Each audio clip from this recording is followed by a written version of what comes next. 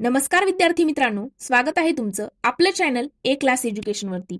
मित्रांनो, आजच्या व्हिडिओमध्ये आपण जलसंपदा भरतीमध्ये जे अनुरेखक पद आहे त्या पदाविषयी संपूर्ण सविस्तररित्या माहिती घेणार आहोत. म्हणजे नक्की वयोमर्यादा काय असायला हवी, शैक्षणिक पात्रता नक्की काय असायला हवी, तुमची 10वी व्हायला हवी की 12वी, नक्की काय ग्रॅज्युएशन पाहिजे, कोणत्या पदवी तुमच्याकडे असणं गरजेचं आहे, सगळ्या गोष्टी आपण डिटेलमध्ये डिस्कस करणार आहोत.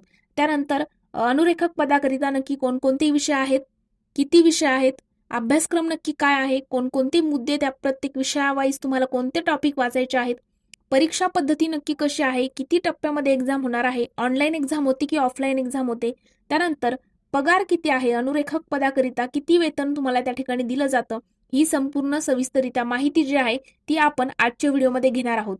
पण मित्रांनो, त्यापूर्वी जर तुम्ही चॅनलवरती पहिल्यांदाच आले असाल तर चॅनलला सबस्क्राईब करून बेल आयकॉनवर देखील प्रेस करायला विसरू नका, जेणेकरून अशाच नवनवीन अपडेट आणि स्पर्धा परीक्षेविषयीची माहिती जी आहे ती तुमच्यापर्यंत लवकरात लवकर पोहोचेल. चला तर मित्रांनो, आपण आजची व्हिडिओला सुरुवात करूया. मित्रांनो, जी अनुरेखक जे पद आहे त्या पदाकरिता जर तुम्ही ओपन कॅटेगरीमध्ये म्हणजेच सर्वसाधारण गटात येत असाल तर तुमचे वयाचे 18 वर्ष कंप्लीट होणं गरजेचं आहे. 18 वर्ष ते 38 वर्षापर्यंत तुम्ही या ठिकाणी पात्र आहात.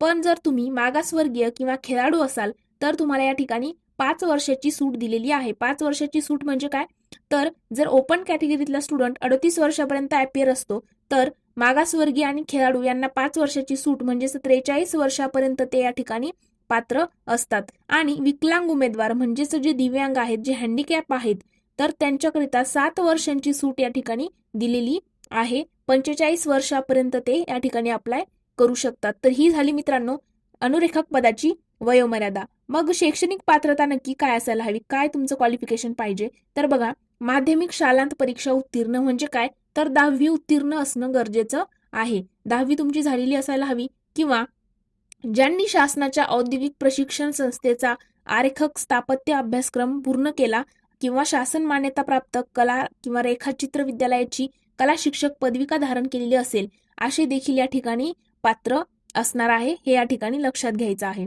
मग त्यानंतर अनुरेखक करिता तुम्हाला जो विषय आहेत मित्रांनो, तर 5 विषयांचा अभ्यास या ठिकाणी करायचा आहे. पुढील माहिती बघण्या अगोदर मित्रांनो, प्ले स्टोअर वरती जाऊन तुम्ही जर स्पर्धा परीक्षेची तयारी करत असाल तर नक्कीच एक क्लास एज्युकेशन हे ऍप जे आहे ते तुम्हाला प्ले स्टोअर वरती जाऊन डाउनलोड करायचं आहे. मित्रांनो, एक क्लास एज्युकेशन प्ले स्टोअर वरती जेव्हा तुम्ही टाईप कराल या प्रकारचा आयकॉन तुम्हाला दिसेल. हे ऍप डाउनलोड केल्यानंतर मित्रांनो, या ऍपमध्ये तुम्ही ज्या स्पर्धा परीक्षेची तयारी करत असाल, तलाठी भरती असेल, सरळ सेवा असेल, पोलीस भरती असेल, कोणत्याही प्रकारची एक्झाम जी असेल त्याच्या प्रत्येक नोट्स असतील, लाईव्ह लेक्चर असतील, रेकॉर्डेड लेक्चर असतील, प्रत्येक विषयाच्या तुमची टेस्ट सिरीज वगैरे सगळ्या गोष्टी तुम्हाला ऍपमध्ये मिळून जातील. फास्ट ट्रॅक बॅच असेल, मॅरेथॉन बॅच असतील, सगळ्या गोष्टी ऍपमध्ये तुम्हाला मिळून जाईल. त्यानंतर मित्रांनो, टेलिग्रामवरती आपलं चॅनल आहे, ते चॅनल देखील तुम्हाला या ठिकाणी जॉईन करायचं आहे.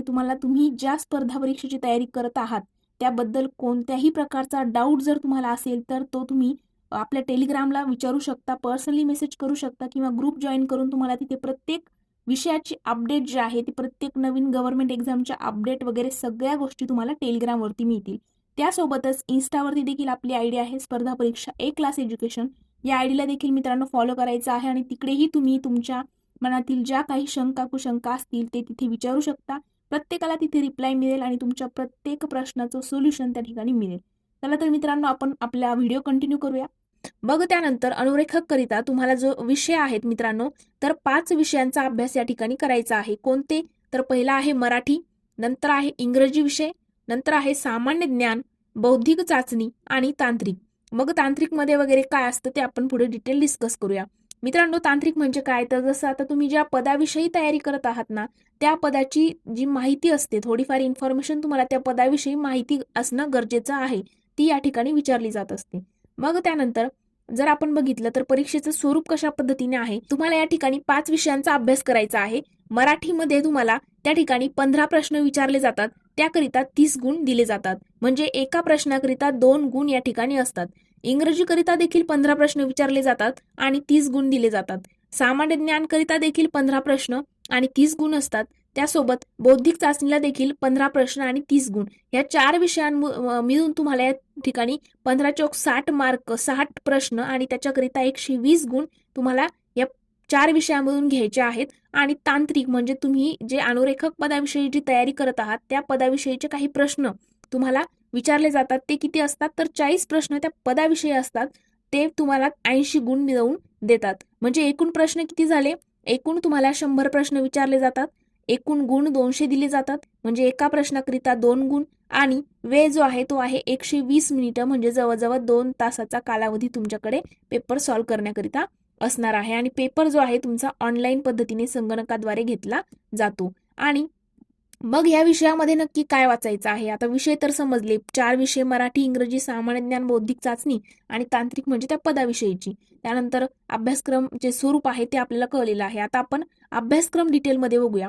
मित्रांनो, जर मराठीचा आपण विचार केला तर मराठीमध्ये सर्वसाधारण शब्दसंग्रह, त्यानंतर वाक्यरचना, व्याकरण, म्हणी, वाक्यप्रचार आणि त्यांचा अर्थ, तसेच त्याचा उपयोग आणि उतार्यावरील प्रश्न. म्हणजे आपण 10वी मध्ये असताना बघा आपल्याला पॅसेज दिला जायचा आणि खाली त्याच्यावरती 4-5 अशा पद्धतीने प्रश्न विचारले जायचे आणि आपण त्या उतार्यामधून ते शोधून त्या ठिकाणी लिहायचे.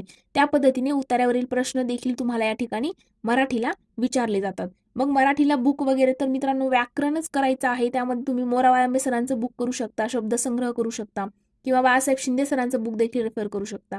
नंतरचा विषय आहे इंग्रजी. इंग्रजीमध्ये पण मित्रांनो सेम टू सेम सगळं व्याकरण वगैरे करायचं आहे. जनरल व्हॅक्युलरी असतील, नंतर सेंटेन्स स्ट्रक्चर असेल आणि ग्रामर वगैरे ह्याच गोष्टी तुम्हाला मराठी आणि इंग्रजीचं ग्रामर तुमच्याकडे असणं गरजेचं आहे. ग्रामरचा स्टडी तुम्हाला करायचा आहे. त्यानंतर जर बघितलं आपण तर नंतरचा विषय आहे सामान्य ज्ञान.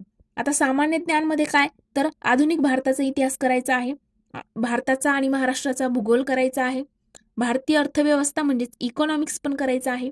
त्यासोबत ग्राम प्रशासन, जिल्हा प्रशासन, राज्य प्रशासन, त्यांची रचना, संघटन, कार्य वगैरे कशा पद्धतीने असतं. म्हणजे ग्राम प्रशासन जे आहे त्याची रचना कशी आहे, त्यांचं कार्य नक्की काय आहे, जिल्हा प्रशासनाचं कार्य काय आहे, कशी रचना असते, राज्य प्रशासनाचं कार्य काय, रचना काय, या पद्धतीने स्टडी करायचं आहे. महाराष्ट्रातील सगळे समाजसुधारक तुम्हाला करणं गरजेचं आहे. त्यानंतर चालू घडामोडी तुम्हाला करायच्या आहेत. भारताचे शेजारील राष्ट्रांशी संबंध नक्की कशा पद्धतीने आहेत, कृषी आणि ग्रामीण विकास असेल, महाराष्ट्रातील विविध जिल्ह्याचा भूगोल, त्यानंतर सामाजिक इतिहास, हवामान इत्यादी स्थानिक बाबी आणि वैशिष्ट्ये तुम्हाला या ठिकाणी अभ्यासायचे आहेत.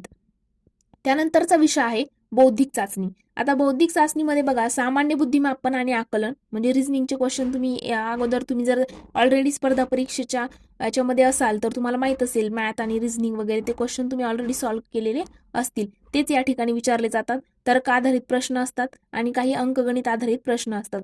हे सगळे काही बौद्धिक चाचणीमध्ये तुम्हाला विचारलं जातं. त्यानंतर आहे तांत्रिक प्रश्न. शासनाच्या औद्योगिक प्रशिक्षण संस्थेचा आरेखक स्थापत्य या दर्जाचा अभ्यासक्रम तुम्हाला या ठिकाणी तांत्रिकामध्ये करायचा आहे. मग ही झाली आपली वयोमर्यादा, शैक्षणिक पात्रता, त्यासोबत अभ्यासक्रम पण आपण बघितलाय. सगळे विषय तांत्रिक वगैरे मराठी, इंग्रजी, व्याकरण तुम्हाला करायचं आहे. सामान्य ज्ञानमध्ये तुम्हाला इकॉनॉमिक्स असेल, त्यानंतर भारताचा आणि महाराष्ट्राचा भूगोल असेल, त्यानंतर जिल्हे वगैरे असतील, हवामान असेल, हे सगळे टॉपिक करायचे आहेत. आणि त्यासोबत मग अनुरेखक पदाकरिता वेतन किती आहे, पगार किती आहे, बरोबर.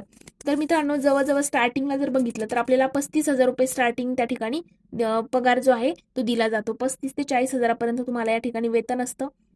आणि जे अनुरेखक पद आहे या पदाविषयी आपण जे आहे संपूर्ण माहिती बघितलेली आहे. पण तरी सुद्धा जर तुम्हाला कोणत्याही प्रकारचा डाऊट असेल तर कमेंट सेक्शनमध्ये तुम्ही विचारू शकता किंवा आपल्याच चॅनलच्या अबाउट सेक्शनमध्ये जर तुम्ही गेलात तर त्या ठिकाणी आपल्या इंस्टाग्राम अकाउंटची आणि टेलिग्राम ग्रुपची लिंक दिलेली आहे. त्या ठिकाणी तुम्ही पर्सनल मेसेज करून जे आहे तुमचे डाऊट विचारू शकता. तुमच्या प्रत्येक प्रश्नाचं उत्तर जे आहे त्या ठिकाणी मिळणार आहे. चला तर मित्रांनो आपण आजचा व्हिडिओ इथेच थांबूया. जर व्हिडिओ आवडला असेल तर व्हिडिओला लाईक, कमेंट आणि तुमच्या मित्रांसोबत देखील शेअर करायला विसरू नका. Thank you so much.